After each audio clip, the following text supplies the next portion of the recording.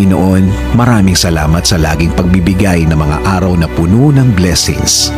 Salamat sa proteksyon mo na lagi kong kasama para sa akin at sa aking buong pamilya. Thanks for your provision, your guidance, and protection. Thank you also, God, for your faithfulness and love for us, Lord. Panginoon, i-bless niyo po ang aking plano sa aking buhay at sa aking pamilya. Alam ko po na lagi niyo akong pinoproteksyonan kasama ng aking mga pangarap. Panginoon, hindi po ako isang perpektong tao at alam ko po na hindi rin perpekto ang aking plano. Pero kayo na po ang bahalang mag-ayos ng mga mangyayari. Dahil naniniwala pa rin ako, Lord, na ikaw ang mas nakakaalam ng bukas.